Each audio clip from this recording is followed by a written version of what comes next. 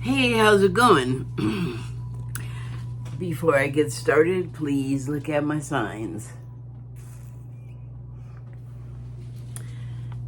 So, I have some cards that I pulled. Dang it, I don't know if you can hear that or not. I'm going to just turn it down again.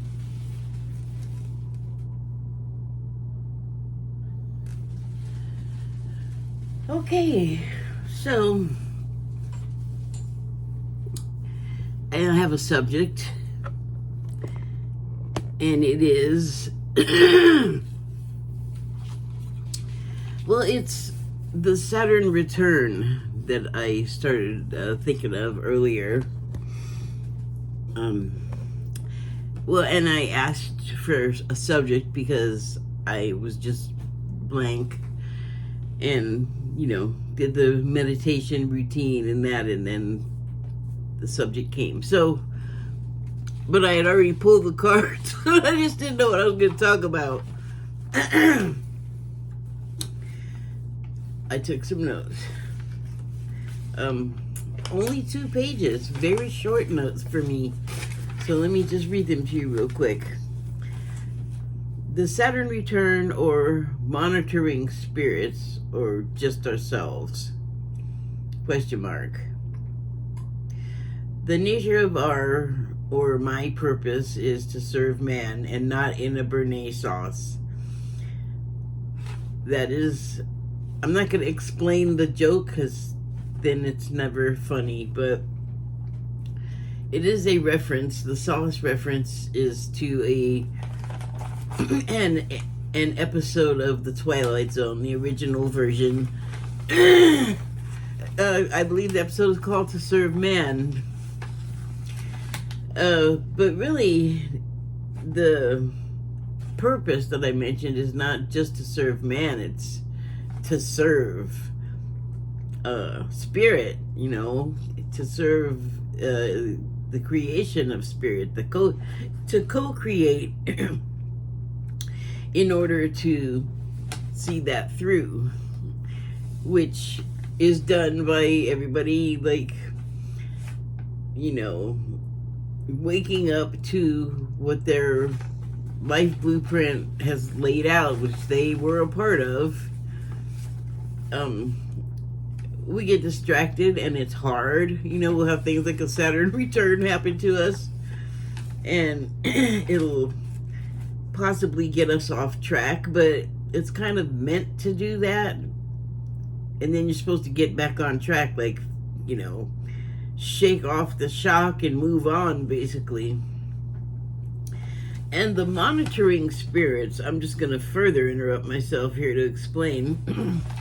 I suppose I should link that video, but I saw a video that was talking about misfortune in your life possibly being attributable to monitoring spirits. Hold on, I can't, I guess, write and think at the same time. Okay, so that video was talking about people like light workers that are of a high vibration that often feel like, they're doing well, they're on a roll, and then some out of the blue thing will come along and sort of derail your project, derail your emotions so that you can't efficiently do stuff. It'll make an attempt, it was talking about, the video was talking about it seeming like directed, and because it's like you're doing everything right. Like, why is this messing up? What did I do? Why can't I locate the cause of this so I can stop it happening? And it talked about these monitoring spirits, which are sort of like, I don't know, surveillance drones for negativity, just looking out for bright lights to go, then attached to like an evil moth, and just, its whole business is to be like an irritant, like a constant form of frustration, which is a lower vibration, which if you're having a higher vibration, you don't want to go down to that. You want to maintain your higher vibration. So it's basically just something to come along and try and just, mess you up. But I was thinking about it, and then it made me think of the Saturn return, because that's something that happens about, it says 29, something I read, 29.5 years about. So about every 30 years it happens. And it got me thinking about what was happening with me 30 years ago and other people. And so I did look up Saturn return, although, I have a pretty good idea of it, but I'm not always the best at describing things, which is often why I will say, look it up. Well, that's one reason why. Okay, here we go. Saturn return is the concept that every 30 or so years in a person's life, Saturn comes back to the place in the sky that it was on the day that you were born. So in terms of astrology, if you get your birth chart, which is not hard at all, you can get a free one online. All you have to do is search it, and then you can find out like what your whole planetary setup was the day and time that you were born. And when that day and time recurs is when excitement starts happening. So I'm reading that and I'm chuckling because it's the top non-AI answer that came up when I searched Saturn return, but it's from Vox, but the author, I guess, is Ariana Grande. And I got a second opinion because she's not really known for astrology, so I want someone with more experience in that area to talk about it. So there's an astrologer that has it also. Not that Ariana Grande is wrong about what is said there, because it's very brief and it's pretty concise, but there's more to it. So here's what the astrologer says. Here's me saying, remember to breathe. Saturn return is notorious for being turbulent, messy, and profound, often forcing you to reevaluate your self-perceptions in order to grow into the best and most evolved. Let me just click that and see where it goes. Is it going to finish the sentence? Man, I hate it. See, you click something. Oh, here we go. Oh, okay. So you can grow in Saturn returns are notorious for being turbulent, messy, and profound, often forcing you to reevaluate your self-perceptions in order to grow into the best and most evolved version of yourself. Okay, so that's good. And let me go on so you can... What's on my shirt? Oh, I know what that is. Never mind, none of your business. I'm just going to read you what I was laughing at. If you feel like you've been hearing about this astrological phenomenon everywhere lately, it's probably because you have. Casey Musgraves, Ariana Grande, and SZA are just a few artists who are recently calling out the intense impact of the Saturn return. So, what they said.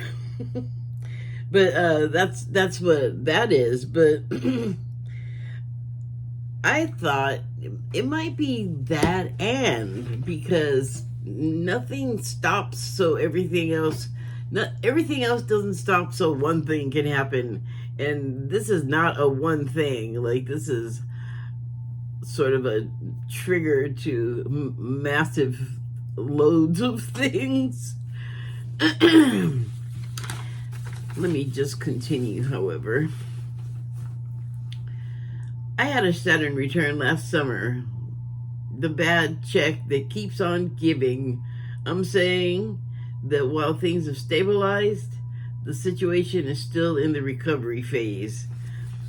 It's important to recall that wholesome areas of my life at the same time were incredibly positive. Oh, wait, that's not right. Oh, okay, I see what I did. It's important to recall that whole areas of my life at the same time were incredibly positive and uplifting. So, and that's like something with the Saturn return that like rings true, that it'll make you reevaluate your whole situation, because it just gets lifted up and turned over and turned around, and stuff you maybe weren't even looking at about the same subject suddenly becomes apparent to you. Like, okay, I didn't really realize that was happening because of this thing, and also I totally had a hand in that. Oopsie. It's like, you just get to see like what's really happening. So, whoa. Okay, come on now, eyes.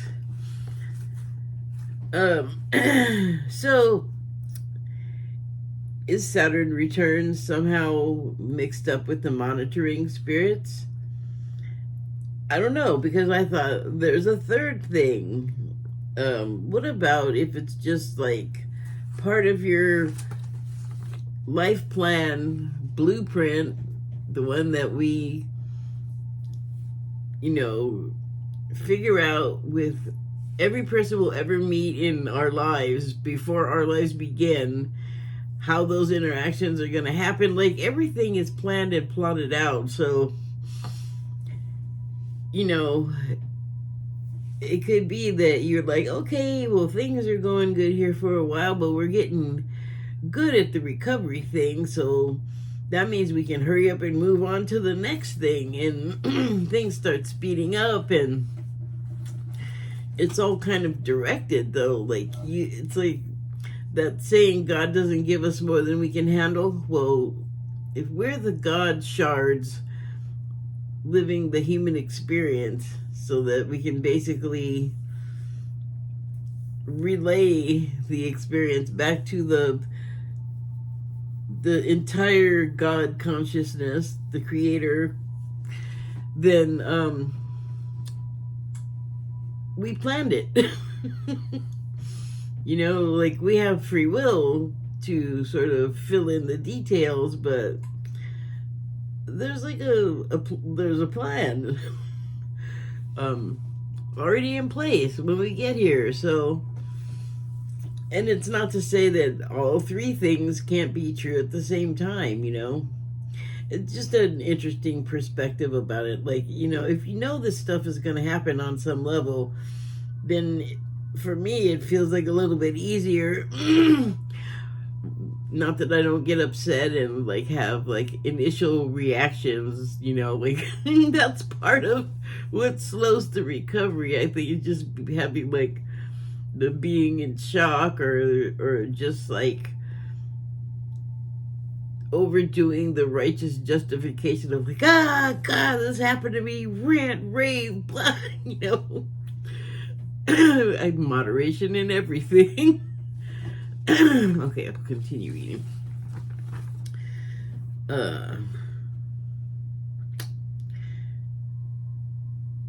It's important to count your grats.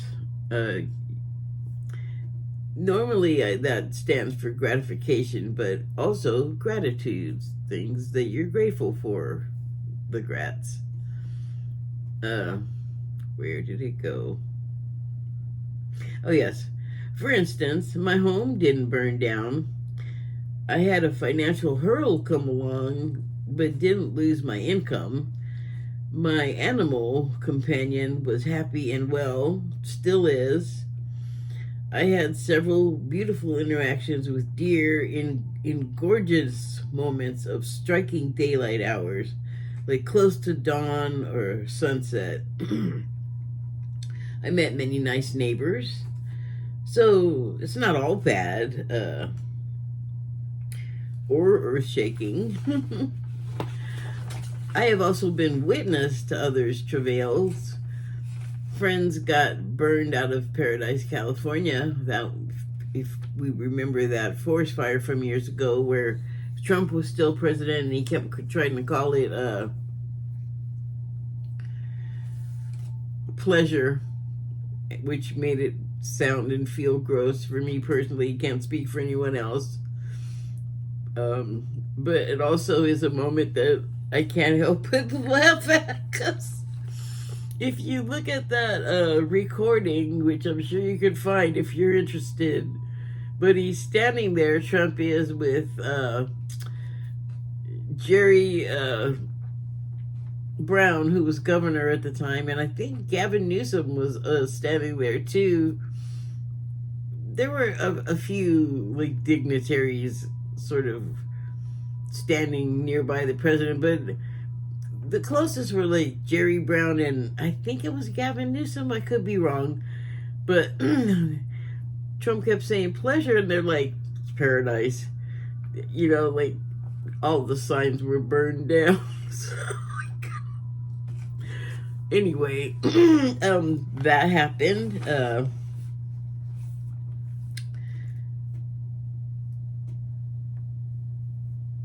Hi, where is it? Oh, okay.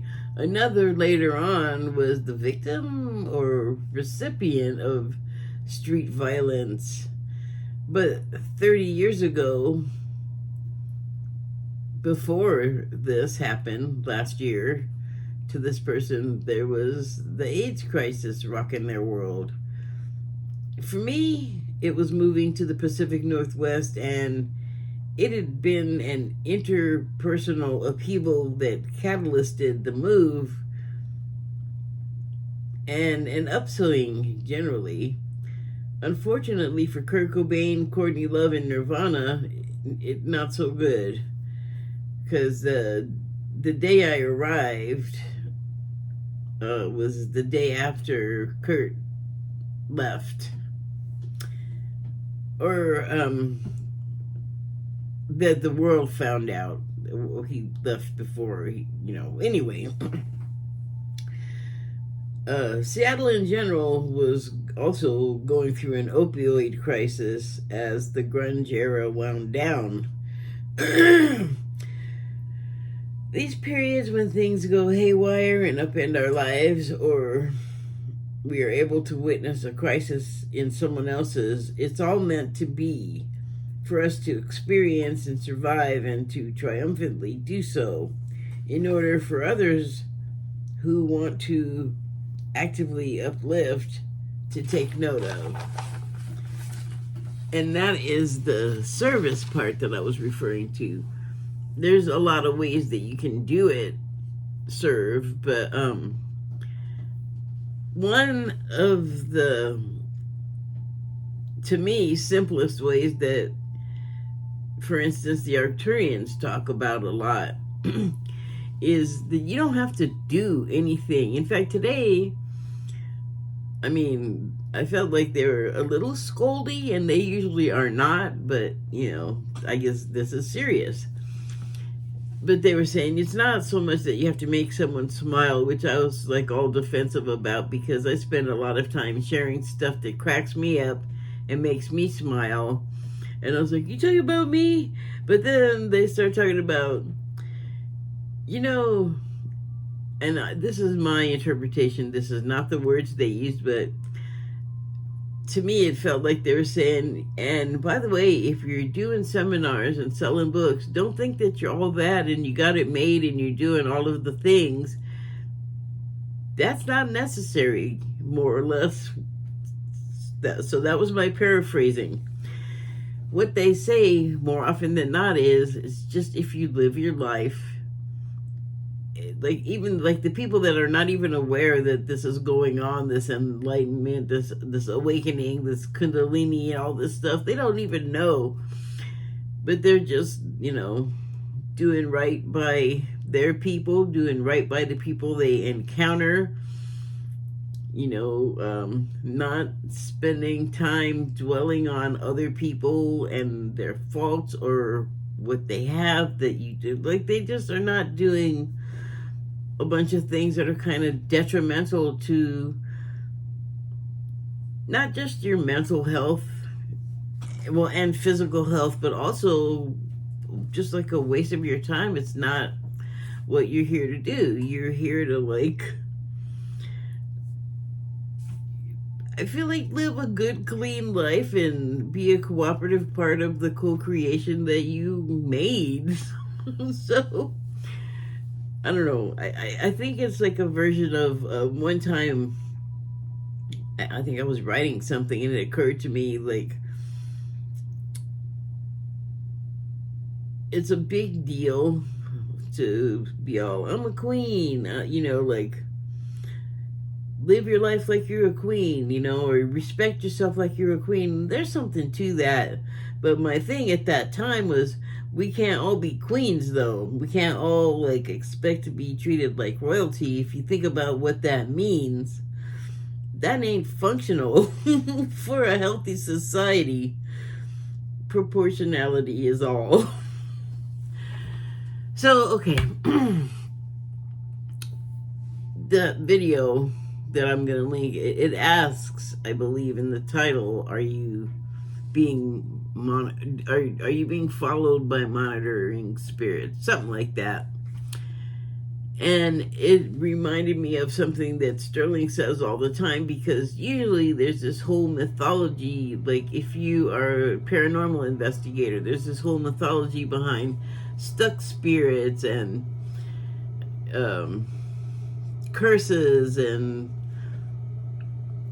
a lot of the stuff he'll just take it down and be like, nope, it's not that, it's not that, it's like pretty much a trickster spirit, which I feel like is an opportunist / narcissist, like just some being that likes to push buttons, is good at it, has fun doing it, and ultimately knows that whatever we think is happening, like, it all is like the least biggest deal of your life that you're living. But having lived in a haunted place, I will tell you, it's easy to be philosophical in hindsight when it's happening, and your whole feels like fight or flight mechanisms have been turned on, but you also have your logical mind going, here's why this is not right, and you're just kind of frozen because you can't just jump out of your skin and run off like in a cartoon. It's your home, it's like it's where you have to go. You may not have a summer house, a safe, unhaunted place to just easily go off. You know what I'm saying? Like, sometimes you can't just run away from situations. And so, you ever, like, know somebody, like an actual living person, that you'll have, like, some news that you'll be all happy about, or maybe you'll just be all happy and you haven't shared why, but there'll just be that one person that'll come along and beeline to the way to just make what you're happy about no fun, make it smell bad, like make it like, I don't even want it anymore. Tell me you don't know someone like that, and I will congratulate you high and low, because I don't know, maybe it's just me, but those people always find me. And I think that's what, like, the trickster is. It's like that person that they don't know you from a hole in the ground, but they can walk up and immediately know how to press your buttons and boy, that just chaps my hide because I don't know how to do that. I suppose I could learn, but I don't care. I don't want to do that. Anyway, so I'm not discounting the idea of monitoring spirits. I'm just sort of, I don't even want to say questioning, but I guess that's what I'm doing. Like, is that what it is? But there are so many forces, so many beings out amongst us, around us, that we're not aware of for the most part. Like, we might get like some kind of feeling, like cold or warm or itchy or a pinch or something, and not, it just won't compute that it can be like something you can't explain, like a ghost.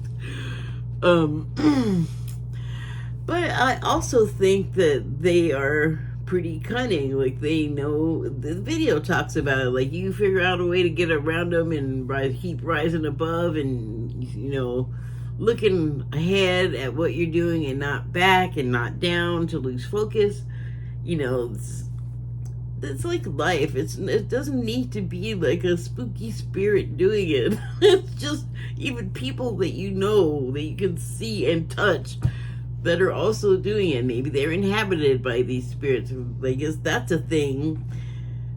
Well, Sterling would discount that too. So I'm not going to say inhabited, but influenced. And I think that that's true. I think the degree to which you can be influenced is what you agree to, in a way. That co-creation thing. And also, like, how open are you to let the ghost access your brain files and find those things that irritate you, scare you, make you laugh, you know, remind you of someone you love, like whatever it is, because it could be someone you love trying to remind you of their presence. Like, I'm just high, making myself known, like, it's all good, you be cool too. It could be so many things. So I guess that's why I have questions. All right, cards. I didn't understand. Like I said, I pulled these before I even knew what I was going to talk about. But from the it's not the Real Feels deck. It's the Lightseers deck. I got the number 1 card, Tidy House, and the subtitle is Clarity and Organization. And I really feel like this is sort of the process that you're going through in your Saturn return, and you don't even really realize that it's happening, maybe. So you got this house here that's comfortable and kind of shabby and lo-fi, low tech, but still completely, you know, functional and comfortable. Nothing wrong with it. But we naturally progress, and sometimes that goes well and neat and orderly, and then other times it becomes complacency, and then, I don't know, cutting corners comes to mind, because when we do that, we're like trying not to do things the way they're intended to be done. We're trying not to do the whole thing. We're trying to do life like it's an IKEA furnishing, and it's gonna somehow stay together and be just fine when you know there's leftover parts. and then you end up with something like this, and you can definitely have a structure with parts left over that are intended to be in there, but that just makes me think that there's some kind of instability that you're not going to be able to see coming, because you don't know where that part went. I know IKEA gets a bad rap for this kind of thing, but I also have things from IKEA that, you know, sometimes the parts are extra on purpose. Anyway, still standing up, holding together more than fine. Okay, so the next card I pulled was number 59, Wailing Tree, Reconciliations. And wow, look at the face inside that tree with its hair on fire. It's interesting because the tree is talking to me about a sturdy, stable home, but it's under threat. Its hair is on fire, which, if it happens to us, we can't survive it. If a tree's top gets scorched and burned, presumably it can survive that. It might take a while. The recovery period may last a long time, but sometimes you have to lose what you love and what you're used to understand what you're missing. Like, that's taken for granted, that complacency that leads to cutting corners and just not paying attention to, what's important. And I don't know, I just heard like it's like Rushing Miller time, which, if you're a proletariat person, if you have been that person, then you know that whether it's actual Miller or even an alcoholic beverage at all, it's just the thing you say when you know the work day's over and you're about to go begin your real life.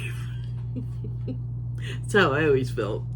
So the next card is the number 49 card, Skywriting, and the subtitle is The Fates. So I don't know. I just had a vision that this, I'm gonna call it owl creature, threw some rune stones, and those were, you can see there's this M-looking guy and this two like flags nose to nose there, and there's another M, and just I think a flag facing one way on there too.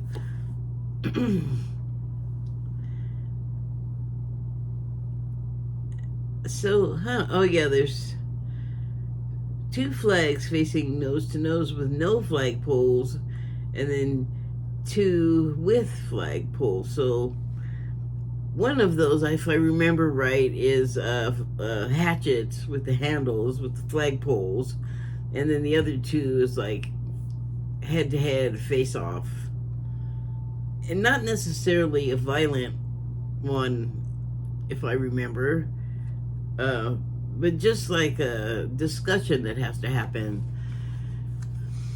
So here's what comes to mind when I think of that. This is not like my thing, but I know someone who's pretty gifted in like psychic ways, I guess you could say.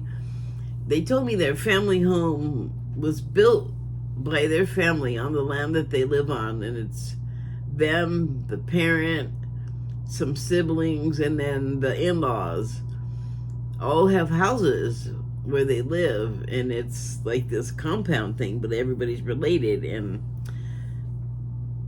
when I say compound, I know that sounds, your mind wants to go straight to cult or something like that, but it's not that. So the land is generational. The home she was living in at the time is generational. And so I said, is it haunted? I asked her, and she said, well, I mean, sometimes I see like a man going by, and I'm like, well, do you know who it is? And she's like, yeah, I think it's my grandfather. And then one of the parents passed away, and they got all these signs, and they were all signs that I was familiar with people getting from loved ones, of like the reassurance, like, hi, I'm here, everything's cool, please don't worry, get on with your life, don't, get mired into mourning, because that's not life-giving. So this person has a daughter, and they asked me about this dream that they both had that was the same, and I'm like, the question was like, what do you think that is? And I'm like, well, the real question is, what do you guys think it is? Because she's like, we both had this dream that we were having a conversation, and we dreamt we had the same conversation. And I go, well, I don't know, how much verification do you need? It's, yeah, something unusual happened. So it's always interesting how we can just be all like, yeah, I noticed this. I have a sensitivity to this or that, this, that, or the other thing, but no big deal. Why am I getting goosebumpy and chilly? I also noticed later in life, I'm older than both of them, that, oh wow, this is not something that everyone is seeing and noticing.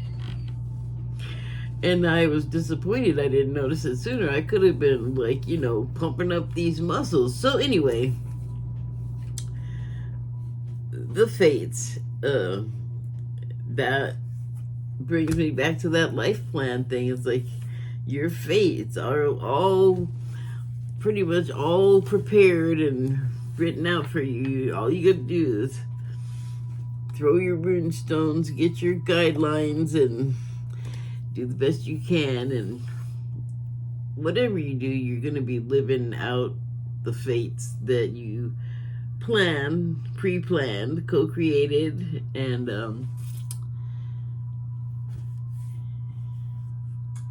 the sky writing. Well, the runes are in the sky, so I guess it works for the card. Like I say, okay, well, that story, I guess, is just that way in this show because it's in the script. Anyway, it's kind of hard to fail and mess up, even when things feel really bad and horrible. And like I said, like the shock wears off, and you can have some perspective and take things in, and then later even appreciate something that seemed so traumatic at the time. Like the way we have time, it passes, and we do begin to feel better about things. Of course, we have to be in the state of mind to do that.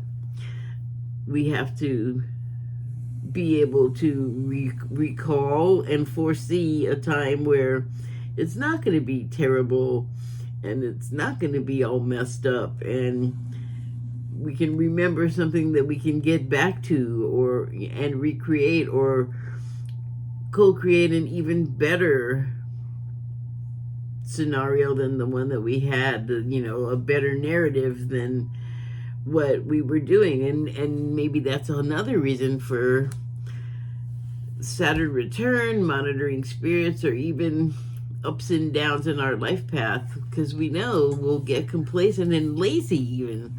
So the last card was 33, and it's Joyful Muse, and the subtitle is Inspiration. So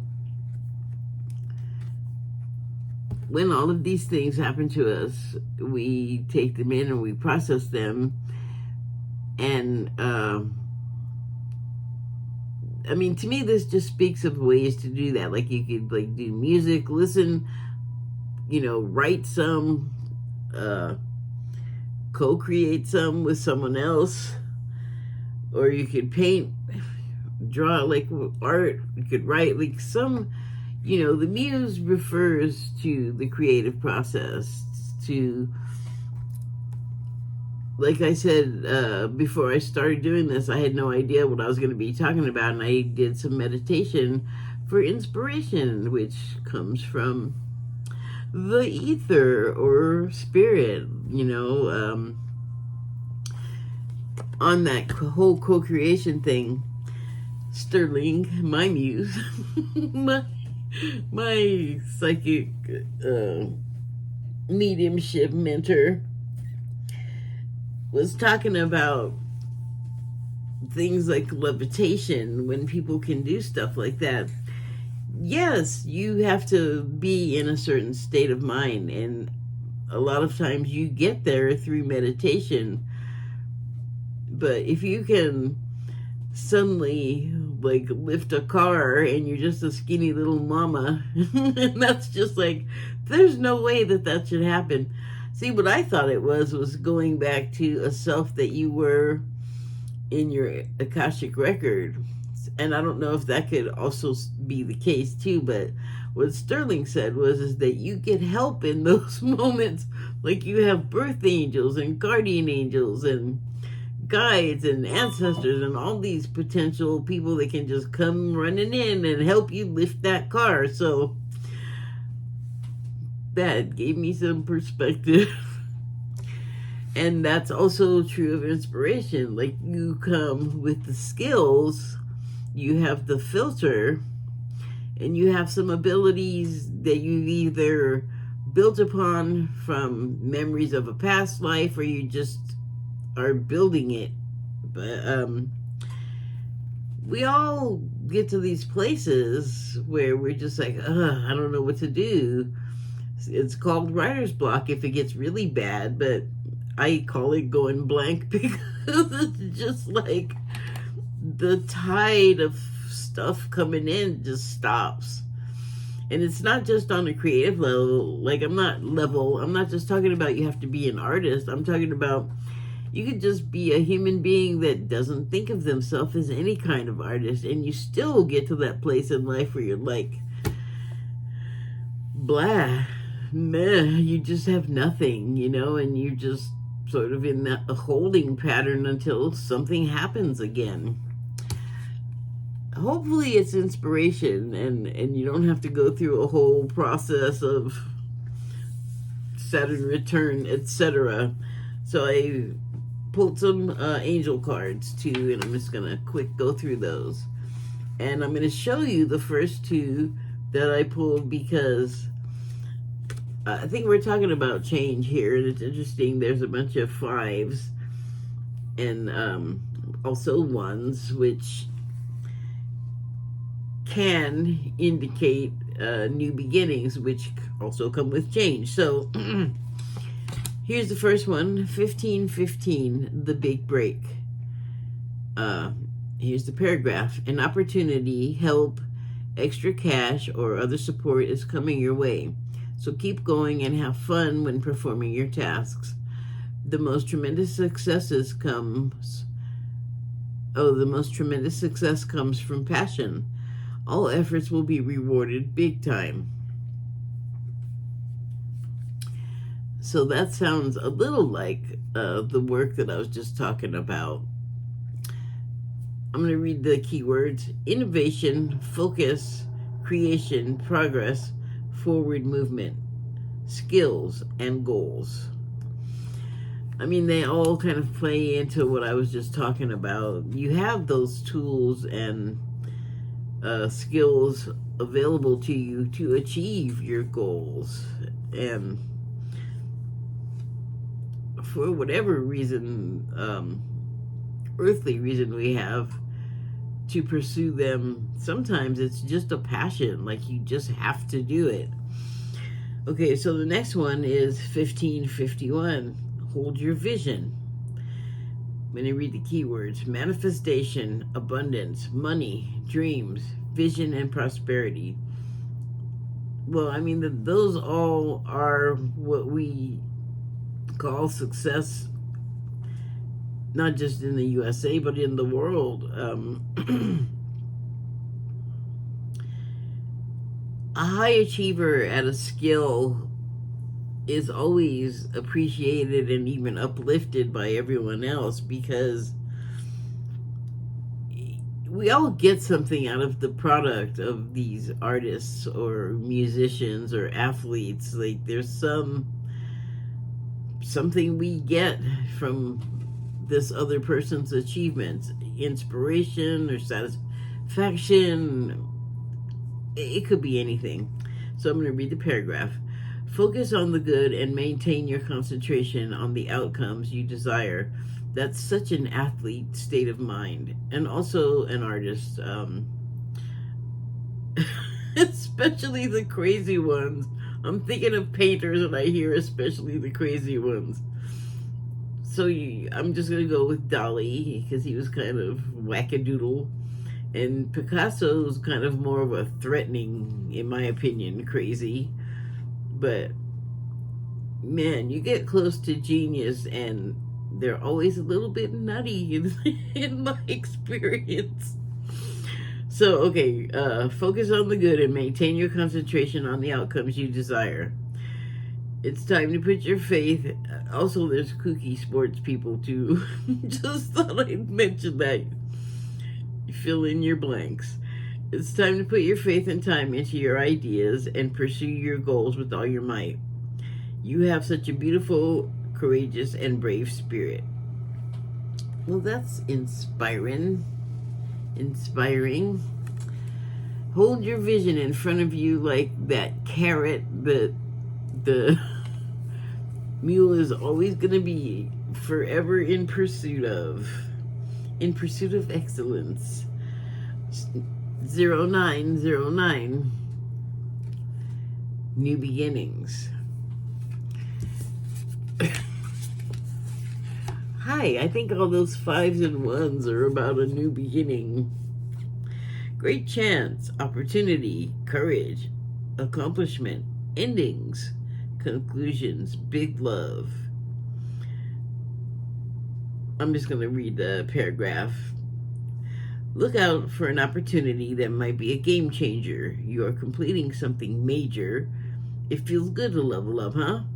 Close the old chapter. A new adventure will unravel. Yeah, that tracks. Okay, so the next one is 0303. Taking chances. Success, knowledge, friendship, impatience, freedoms, optimism. This seems to be pointing toward a person making their way with the help of others. Maybe it's help that you ask for, help that you want.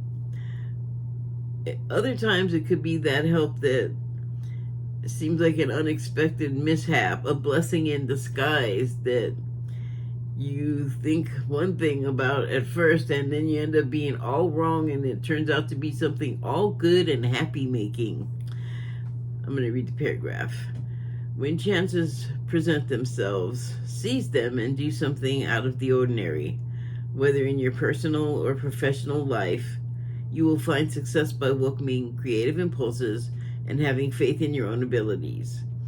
Trust in chance and take risks on opportunities that could change your life for the better.